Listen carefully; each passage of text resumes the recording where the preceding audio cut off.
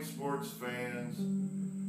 Eric Arnold here in Sports Barn, Monday, August 10th, is it?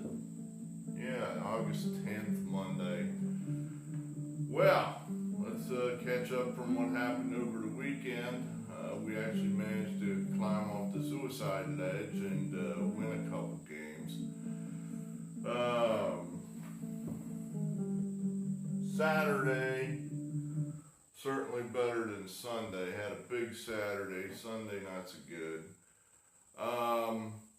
Production note, as I mentioned in a previous video, I'm not happy with the way the audio is not syncing up with the video, and I don't know what I'm doing wrong. And this, again, I'm using that freaking cell phone to shoot these videos, so I'm sure that has something to do with it. But we're playing around with the settings. I didn't like the setting in the last video. It was way too blurry. So I kind of upped the resolution a little bit. So I'm trying to hit that happy medium ground. They zoomed in, so, hopefully maybe you can see what's on the board without it being too blurry. We'll just have to see. Where are we at? We got 33 subscribers. I noted that Super Dave Madsen made an appearance on the comment board to point out, is it called a binomial, Dave? Is that what it's called? Where you basically take your consecutive loss string, and there's some exponential function to it or something that basically makes you figure out how likely it is to happen. I think it was like losing 12 in a row is 1 in 4,000 chance of that happening. Well, if you suck at handicapping, I think it's more likely, and I think that's my problem. But welcome, and nice to see Super Dave make an appearance. Let's recap the weekend. I mean, we didn't recap Saturday because we were in a rush Sunday, and we're again trying to find our thing, our rhythm. I have been making these videos in the middle of the night, and last night I was just tired. I just couldn't concentrate, just was not feeling it. And so we did it this morning. I want to try to give you as much time as possible. What's the point of giving you a pick 30 minutes before game time? Unless I've got like an audience of millions waiting. What's Big E gonna say? That hasn't happened, and frankly, I'm not sure I expect that to happen. But I want to try to give as much lead time as possible to give the videos the most relevancy, at any rate. Where were we? Saturday, here, our good Saturday. Missed on the Cleveland Indians there, a mistake. We got off of the Indians right about the time. It was right. I mean, Plesac did pitch well, and, he just pitched too well. So we took a loss there. That was probably bad handicapping. We were right where we wanted to be with this one. Montas is an ace. Astros not playing well. Shutout 3-0. Right where we wanted to be with this one. Arrieta pitched really well. He may be back to what consists of form for him. 5-0. Royals starting to play better. I mean, we were with them in Chicago against the Cubs last week. I was part of the losing streak, and they were close. They just didn't quite get it done. Well, now they're starting to get there. They swept the Twins, so we got it Saturday night, so that's a winner. Texas starting to play better. We're big Rangers fans here in the barn. If you one of those 4 people that watched the Rangers preview video. They get it done over the shitty Angels. 2-0 there. This one sucked. This sucked.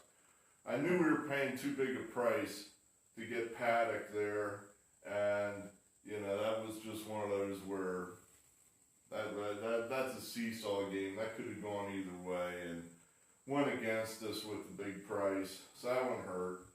The game of the night, the 3 stars, picking the big underdog, coming through a winner.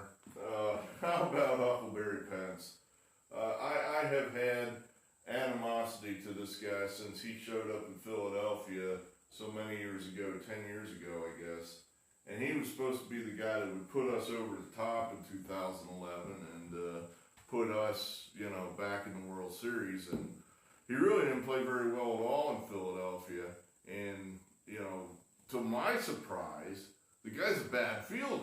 I mean, you know, I look at this guy, you know, especially 10 years ago, skinny kid. I mean, he looks athletic, and he's anything but. I mean, he's a terrible fielder from what I could tell from his time in Philadelphia. And I guess Johnny Cueto might concur with that. Cueto's pitching a no-hitter, and I guess he's into the 6th inning now. Routine fly ball to left, and Pence loses it somehow in the twilight. You know, like, you know, oh yeah, that happens all the time. You know, you've heard of losing the ball in the lights, losing the ball in the sun. How many times do you see a guy just lose the ball, you know, oh, it was in the twilight? That doesn't happen that often. That, I would argue, is a function of you're not paying attention. Maybe you just glanced down at a blade of grass or something right when the pitch was made. Now the ball's hit and you're like, this thing lands 30 feet behind him. Generally, it leads to all 4 runs that the Dodgers did end up scoring. So it made a laugher into a very tight game. Way to go, Hunter Pence. But we did get the win for a big price, and that saved our ass for the weekend. So, good Saturday. Then I didn't even write Sunday down because I was in a hurry. Let's see what we have here for Sunday. Our big mistake Sunday, big mistake, screwed us, was we paid a huge price for Steven Strasburg. And, you know, it just didn't happen. I mean, he pitched well for 4 innings, and then what, you know, bad handicapping, our mistake, my mistake. You know, it's his first time out, and they just weren't going to let him go that many innings, that many pitches, and then he started to get smacked around in the 5th, and he just doesn't have the endurance yet to go deep into the game, so he gave up 5 runs. You know, National scored nothing. You know, I'm not sure I expected that to happen. I mean, you know, getting shut down by Asher Wojciechowski, but whatever, you know. So, and then to make it worse, the goddamn tarp crew in Washington can't do their job and can't get the tarp on, and the game gets suspended. So in gambling parlance, when a game's suspended and you're losing, you lose. It's over. You lost. So we don't get to like hold our ticket, you know, waiting for this game next Friday, hoping for the big Nationals rally. We lost. So that game's over. We lose. Bad handicapping. We had the Marlins hoping to hit the big home run against Jacob deGrom. Fail. I don't know we were that far off, but we lost 4-2. The Marlins had chances. They just couldn't quite get that big hit. So I don't think we're way off there. Our top play was the Tigers at Pittsburgh. Tigers get it done for us, rounding out the sweep of the crummy Pirates. So that was nice to see. We had the Royals again. You know, we come up with the Royals for 1 star there. They again get done with a nice price at $148. Sweeping the Twins, very nice. The Reds, why on earth I would ever play the Reds? They screwed me. I mean, they were just laying in the weeds waiting for that one. You know, let's win a couple, try to hook him in, and then we'll fuck him. And they did. So, you know, the Reds are the Reds, and I should have known that. Lucy and the football. The Astros playing bad. You know, my premise on the Astros all year has been that, you know, the Astros are going to be this motivated team that is so talented they don't need to cheat. And I don't know, right now it's looking like I'm wrong on that. It looks like they did need to cheat. They're not that talented. They're getting their asses kicked all over the field. I guess the silver lining is good, you know. They hit in Oakland, they were the ones doing plunking. They were the ones hitting the Oakland hitters, and the Oakland pitchers didn't hit the Astros at all.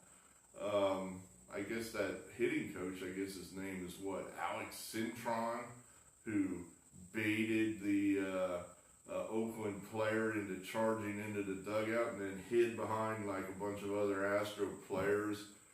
I guess. I mean, I don't know much about the guy. It seemed like a bitch move. But, you're on the Astros. I guess that almost defines you right there. So, lost there. We foolishly are looking for some big Astro surge. They're below 500 now. And then we got saved. Late night savior or luck there. Franmil Reyes with a big hit to save our butt with 4 outs to go in the Sunday night game.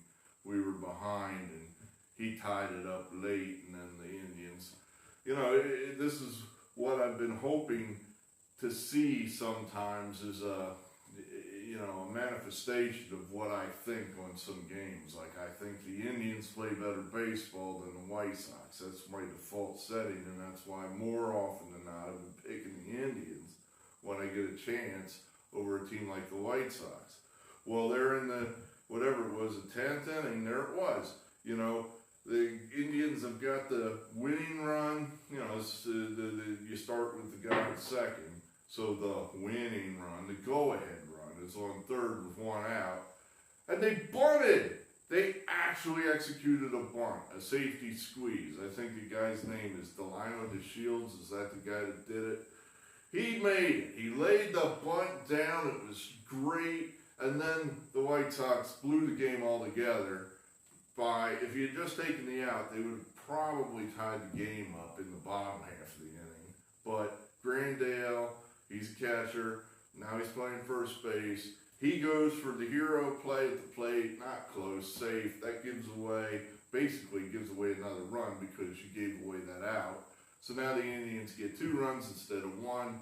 They win at 5-4. To me that showed Indians play good ball, White Sox play sloppy rookie young ball. Even though Grandel's a veteran. But, should have known better, dude. You were never going to get that guy. So we got, that was the winner there. So that's the weekend. I think we ended up like plus 2 or 3 units. Thank Christ, because, we're so bad here that I was getting ready to jump out, the barn's on ground level. I had to climb up to something to jump. But it was getting pretty grim there for a while. So we're struggling through it. We'll see what happens. Alright, so let's get on to today before this video gets so long that subscriber X puts a gun in his mouth. 6:05, Phillies, Braves, I guess we beat the Braves with Arrieta. It was a Friday night, and then yesterday, I don't know where the Phillies bats were. They just got swept in one of those stupid 7-inning doubleheaders. So now we got the big ace Eric Arnold going tonight, hoping to get a split. I don't see it. I don't see it. I think you're getting paid $141 here with the Braves. Did you see the Braves hit the ball all over the place yesterday? They had 1 home run. I think it was Acuna. It looked like a pop-up. To right field, it honestly looked like a pop-up. And the thing ended up going 15 rows back. And the Philly announcers were just shocked. It's like, well, when you're that talented and you swing that hard, the ball carries. And so, especially in Philadelphia. So I don't think Noah's going to go too far through this game. He'll probably be out after 5. And the Phillies have a terrible bullpen. Even though, they'll probably get 1 or 2 of their better pen guys in there, especially if the game's close. I just think that Atlanta has too much offense. The Phillies, they're not hitting. Just not hitting. You can, get Bryce Harper out with impunity. Reese Hoskins not hitting. Real Muto's really the only guy hitting, and you just pitch around him. So we'll take a shot at the price there with the Braves. I think we're getting more than paid to do that. Okay, here's an interesting game. We got Detroit is actually 8-5, and they're trying to, they got me to play them, and I won. I couldn't believe it. Detroit, we're not buying it. We're going to take the White Sox here. We're taking the White Sox. We think they're just way more talented than Detroit.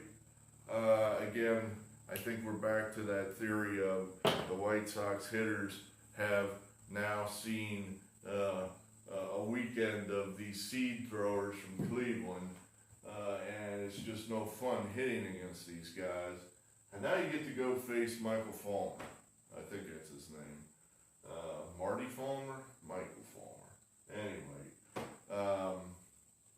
it's the difference between, shooting a bullet and throwing it. I mean, the White Sox are going to tee off on this guy.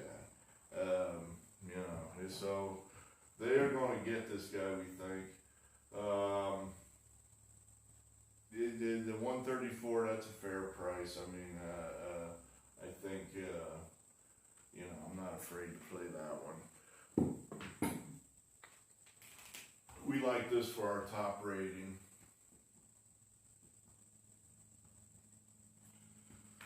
Detroit, they were feeling good in Pittsburgh, but now they got to go home, and the dynamic changes a little bit, and some of those pitches that you were getting pirate hitters out with, you throw it to some of these young sluggers from the White Sox, so you're not going to find that ball. So we'll take 3 stars with the White Sox. This one, we went back and forth and back and forth and back and forth in this. And, again, this is not a normal game we would play, but we are going to try to come home with the Rockies. Rockies are playing well right now. Rockies historically are a good home team. Robbie Ray does not pitch well in Denver. I believe it because he is largely a curveball pitcher, and I just don't think you get the ball just doesn't bite in that flat, empty air as it does at sea level. So we think that that's one of the reasons why he doesn't pitch well there, and that ain't going to change tonight. I mean, he's not going to be able to make an adjustment there. So Gray's pretty good at home. We think Colorado's playing better in Arizona. We think that we're getting paid here. That's not a very steep price at all to get the better team at home. So we'll take the Rockies. We're going to pay up for this one.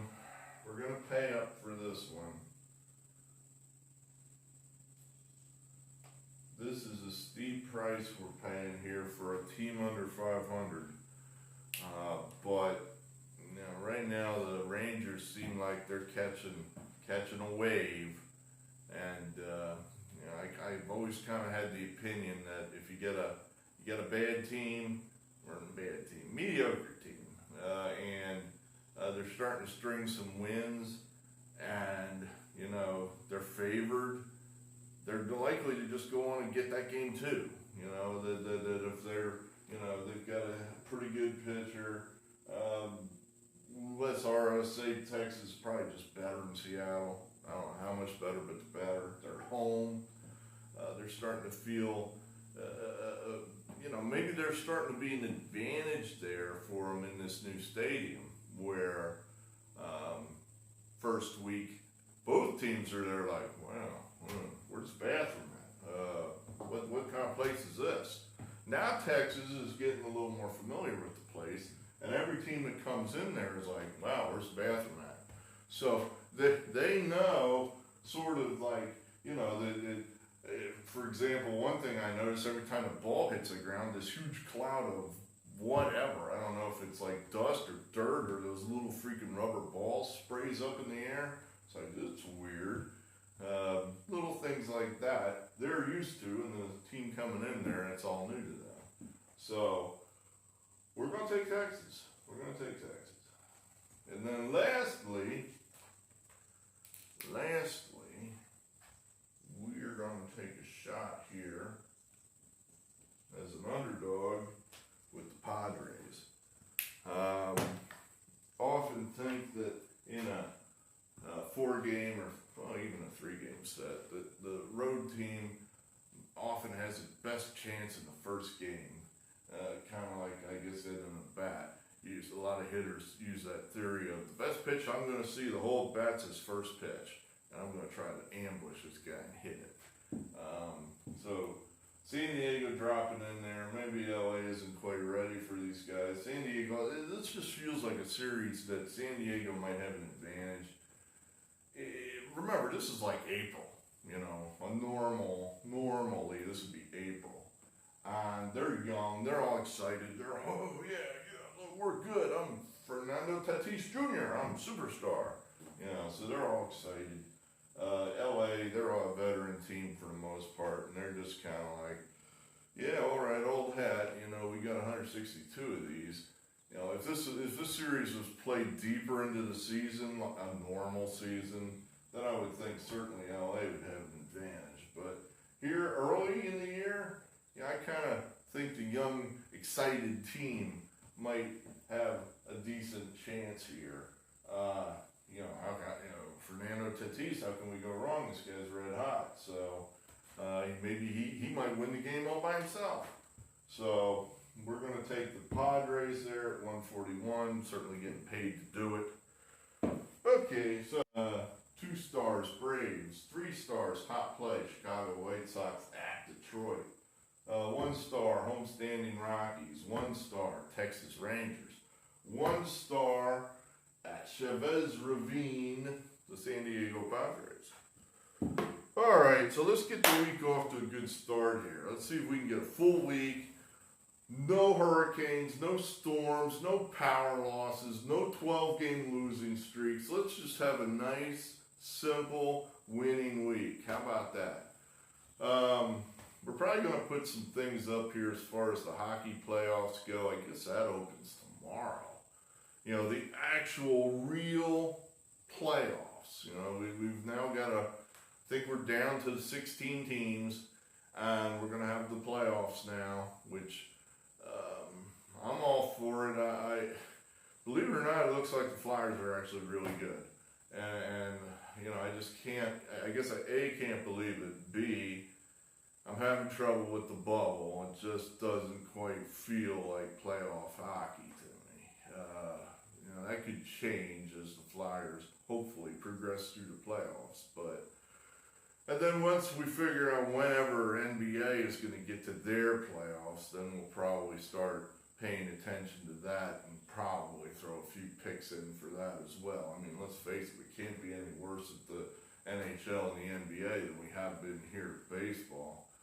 But I still have not given up on baseball. I still kind of think handicapping baseball is like staring at one of these pictures where, you're looking at the 2 vases or the 2 faces, and then all of a sudden you see the other picture that's in there. It's like, oh, wow, now I know how to read it. Now I know how to see it. And then once you see it, then it's easy. I haven't seen it yet, and I certainly have not for lack of trying, but we're not giving up. Once I think there's a code in there, there's a key, and once I find it, then we're going to be ready to rock. So, very good. All right, that's it. Thanks for being here. I appreciate it. I really do. Hit the like button if you care to. Good luck, good morning, and good gambling.